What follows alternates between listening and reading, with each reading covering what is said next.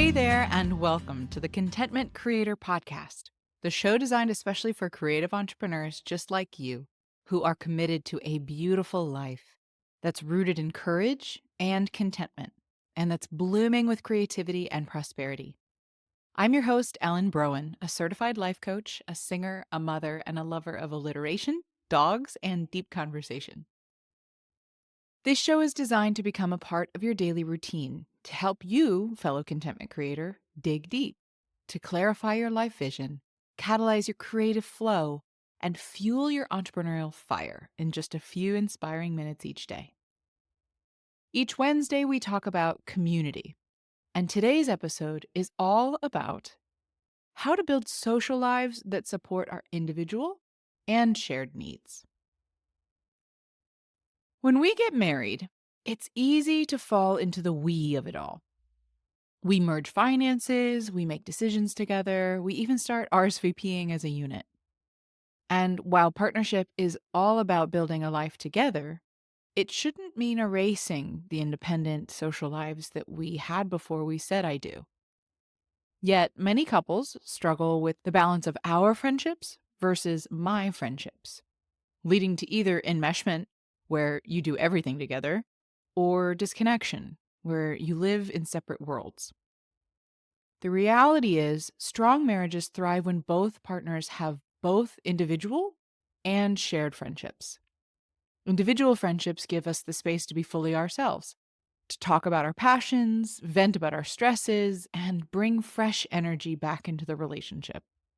They help prevent codependency and allow us to maintain our sense of identity outside of our marriage.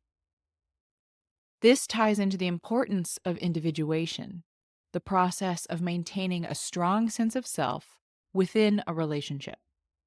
It's not about pulling away from your partner, but about continuing to grow as an individual while being deeply connected. A thriving marriage isn't made up of two halves of a whole. It's made up of two whole, ever-evolving people who choose each other again and again. When we nurture friendships outside our marriage, we practice individuating in a way that enhances rather than threatens our relationship.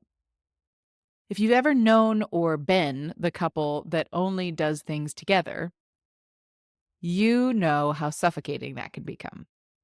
While some people naturally gravitate towards shared socializing, others may feel stifled if their partner expects them to spend all their free time as a unit. The healthiest relationships give each person the freedom to cultivate their own friendships and interests without guilt or insecurity creeping in. And if you're someone who struggles with letting your spouse have their own space, ask yourself, what's underneath that? Is it a fear of missing out?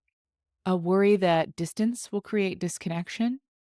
Or maybe a sense that if they enjoy their time without you, it means something's wrong? Spoiler, it doesn't.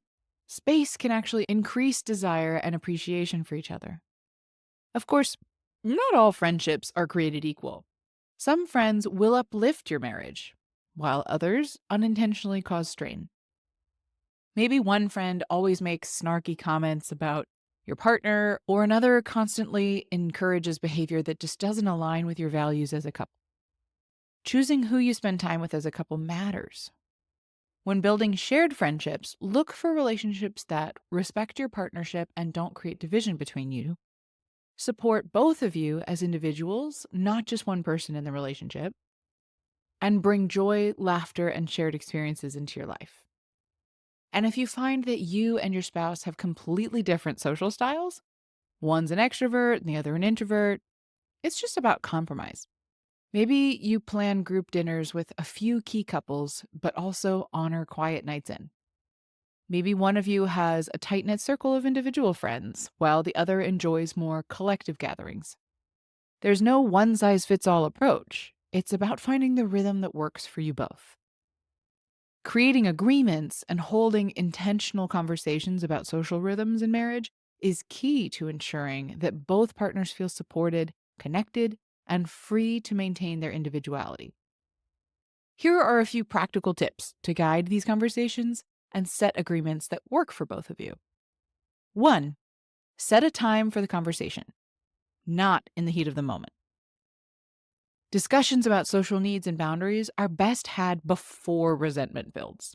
Instead of waiting until one of you feels left out or frustrated, plan a relaxed time to talk, maybe over coffee on a Saturday morning or during a walk.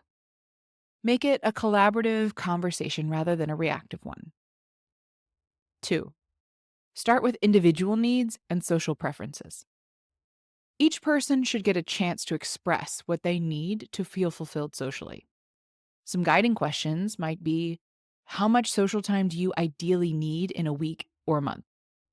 Do you prefer one-on-one time with friends or group gatherings? How important is it for you to have shared friendships with other couples? Are there any social settings that drain your energy instead of fulfilling you? These questions help both partners better understand where each other's coming from and create a rhythm that respects both styles. Number 3, define your shared social life and set expectations. After clarifying your individual needs, discuss how you want to build shared social experiences. Some key areas to cover include, how often do you want to plan social activities as a couple? What kinds of events or traditions, like dinner parties, game nights, vacations, do you both enjoy? And how do you want to handle invitations? Do you both need to agree before saying yes? This avoids one person feeling like they're always the social planner, or conversely, being dragged to events that they don't enjoy. One additional important piece is to notice if judgment is creeping in for you about your spouse's social life or friends. Then it's your responsibility to get curious about those feelings and unpack them before addressing it with your spouse. If, for example, you're annoyed or agitated by something or someone in your spouse's social life, you may find any conversation you bring up about it causes your spouse to get defensive. So instead, take the time to explore what it is that may be related to a misalignment of values between what's understood and what's being acted upon. These are delicate conversations to hold and not to be taken on with shaming, judgment, or any righteousness, but rather curiosity, partnership, and reflection. At the end of the day, marriage is about partnership.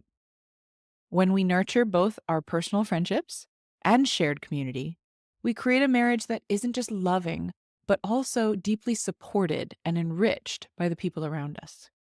And when we allow space for individuation, we give our relationship room to breathe, grow, and become stronger than ever. Thank you so much for being here with me today. Join me tomorrow as we unpack the dreaded recurring argument that just won't seem to go away in your relationship and what to do about it. If you enjoyed today's episode, please share the love by sending it to someone you know it would support and by leaving reviews and comments. It would truly mean the world to me to hear from you and to support those you care about. Hit that subscribe button so you never miss a day and join me in my mission to help a world full of content creators become a world of contentment creators.